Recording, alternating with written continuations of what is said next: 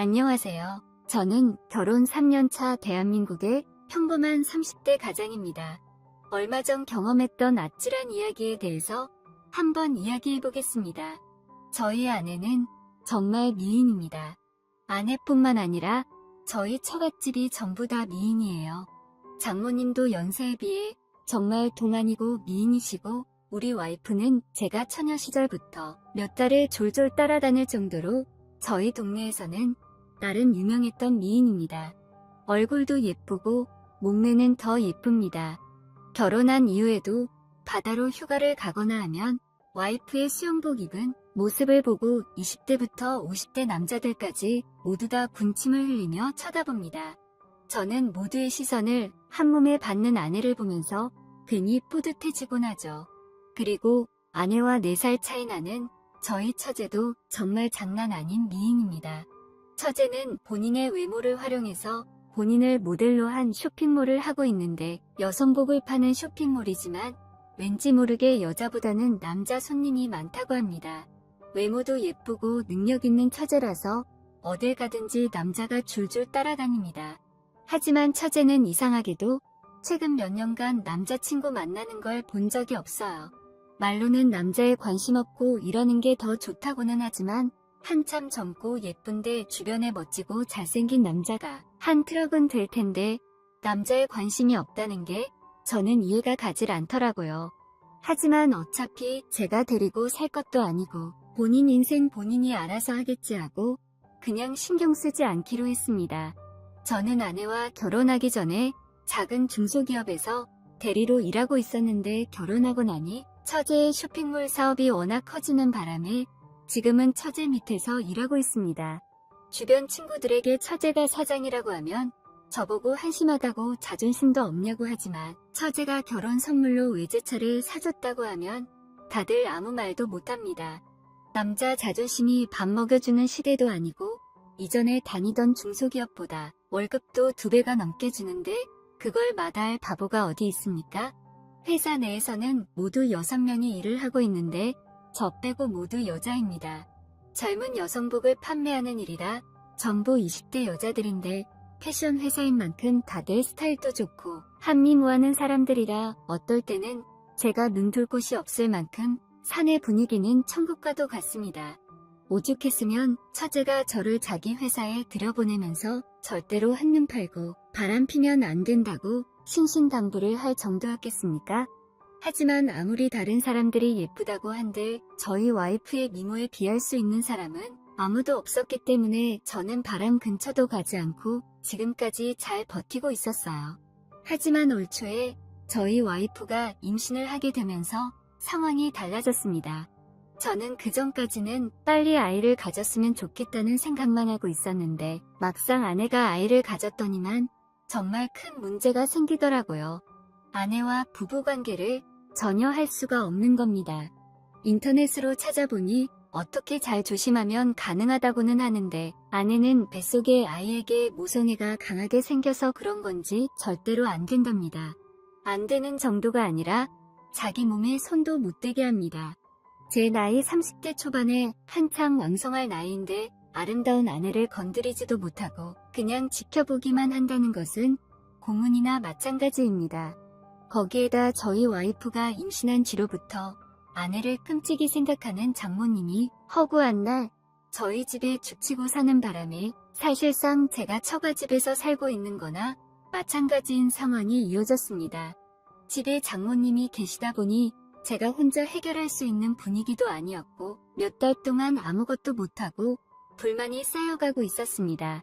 그러다 얼마 전에 사건이 하나 터졌는데, 아내와 장모님이 태교 여행인지 뭔지 갑자기 제주도로 3박 4일 여행을 간다는 겁니다. 저는 요즘 같은 시국에 무슨 그런 걸 가냐고 물었더니 아무것도 모르면 가만히 있으랍니다. 제가 뭐 힘 있습니까? 그냥 가만히 있을 수밖에요. 없는 돈에 잘 다녀오시라고 장모님께 50만원 용돈 드리고 김포공항까지 배웅해드렸어요. 아참, 저희는 장인어른이 일찍 돌아가셔서 장모님밖에 안 계십니다. 아무튼 김포공항에 장모와 아내를 배웅해놓고 저는 혼자서 조용히 집으로 돌아왔어요. 아내가 없어서 슬픈 것보다는 4일 동안 혼자 있을 수 있다는 사실이 너무나도 기쁘기만 했습니다. 컴퓨터로 동영상도 실컷 보고 그동안 임신한 아내 눈치 보느라고 못 먹었던 술도 오늘 밤새도록 회랑 소주 실컷 먹어야겠다고 생각하면서 집으로 달려왔죠. 아무도 없는 줄 알고 콧노래까지 흥얼거리며 현관문을 열었더니 어머 형부, 언니 없어서 그렇게 좋아요? 콧노래까지 부르시네.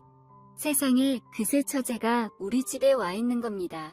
아내랑 장모는 제주도 갔는데 대체 이게 무슨 일인가 싶었더니 제 와이프가 제가 딴짓하지 못하게 감시하라고 4일 동안 처제 보고 우리 집에서 제 밥 챙겨주면서 지켜보고 있으라고 했답니다. 진짜 해도 너무하다 싶었어요. 제가 바람을 피울 것도 아니고 그저 혼자서 즐거운 시간 좀 보내고 싶었던 것인데 자기 놀러가는 순간까지도 나를 관리하려고 하다니. 정말 다행인 건 처제도 술을 좋아했기 때문에 아내 없는 동안 집에서 술 먹는 건 허용을 해주더군요. 당장 그날 저녁에 배달 음식 시켜놓고 마트에서 소주 사다가 처제와 바로 한잔했습니다. 아니 처제, 정말 해도 너무하는 거 아니야? 저는 아내에 대한 불만을 처제에게 쏟아냈고 처제는 제 투덜거림을 들으면서 생글생글 웃더라고요. 형부, 나처럼 예쁜 여자랑 같이 지낼 수 있어서 좋은 거 아니에요? 다른 남자들은 나랑 밥 한 번 먹겠다고 줄을 서는데 진짜 형부는 복 받은 줄 알아야 해요. 사실 그게 어느 정도는 맞는 말이죠. 처제가 진짜 예쁘고 인기 많은 건 사실이니까요. 제가 형부만 아니라면 저 같은 사람과 처제가 같이 마주 앉아서 밥 먹고 술 먹는 게 어디 가당키나 한 일이겠습니까? 둘이서 신나게 한 잔, 두 잔 술을 마시고 있다 보니 시간도 흐르고 어느새 둘이서 5병을 마셨더라고요. 평소 같으면 이 정도 마셔도 끄떡없었는데 아내 때문에 몇 달 동안 술을 못 먹다 보니 그때 이미 저는 거의 만취 상태였습니다. 처제는 아직 한참이라 혼자서 더 마신다고 해서 그대로 거실에 두고 저는 혼자서 안방에 들어가서 침대에 쓰러지듯 누웠어요. 얼마나 많이 취했는지 눕자마자 그대로 잠이 들었습니다. 한참 자다 새벽에 일어났는데 목이 너무 말라 거실로 나갔더니 처제가 그대로 식탁에 앉아서 술을 마시다가 그대로 엎드려 자고 있었습니다. 짧은 티셔츠에 손바닥만한 반바지를 입고 있어서 정말 그대로 다 들여다보일 정도였기 때문에 눈을 둘 곳을 못 찾겠더라고요. 일단 그대로 놔뒀다가는 감기에 걸릴 것 같아서 처제를 흔들어 깨웠습니다. 처제, 일어나봐. 여기서 자면 감기 걸려. 혼자서 몇 병을 더 마셨는지 제가 아무리 흔들어도 일어날 생각을 하질 않더군요. 결국 어쩔 수 없이 그대로 처제를 부축해서 일으켜 세웠습니다. 처제가 제 아내보다 키도 좀 크고 볼륨이 더 좋다 보니 조금 더 무거운 듯 했어요. 어디를 잡으면서 부축해야 할지 참 애매한 순간이었지만 힘없이 늘어지는 처제를 부축하고 장모님이 쓰고 계시던 손님방으로 향했습니다. 침대 위에 처제를 눕히는데 갑자기 처제가 잠꼬대를 하는지 저를 끌어당기더라고요. 순간 처제의 바디워시 냄새와 술 냄새가 섞여서 좋은 향기가 제 코 속으로 훅 들어왔고 정신을 차릴 수가 없더라고요. 정말 처제만 아니라면 그 순간 이성을 놓아버렸을지도 모릅니다. 하지만 아내와 장모님의 얼굴을 떠올리면서 저는 필사적으로 참았어요. 이건 말도 안 되는 거잖아요. 혼자서 머릿속으로 애국가도 불러보고 어떻게든 진정한 다음에 처제의 품 안에서 조용히 빠져나오기 위해서 슬금슬금 몸을 일으켰습니다. 그러자 처제가 갑자기 잠꼬대를 하는 건지 제게 입을 맞추기 시작했고 그때까지 간신히 붙들고 있던 제 이성도 날아가 버렸습니다. 미친 듯이 입술을 맞추고 5단으로 손까지 들어갔죠. 술에 취해서 몸에 힘이 없는 처제라 제가 모든 걸 다 했습니다. 마음속에 응어리진 그 욕구를 다 쏟아냈죠.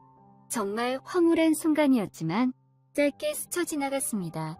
마음 놓고 천천히 길게 즐기지는 못하겠더라고요. 솔직히 제가 정말로 잘못한 게 맞지만 누구든 그런 상황에서는 정신 차리기 쉽지 않을 거라고 생각합니다. 그래도 한 가지 다행인 건 처제가 정말 인사불성으로 취해서 그날 밤에 있었던 일을 기억하지 못할 것 같았어요.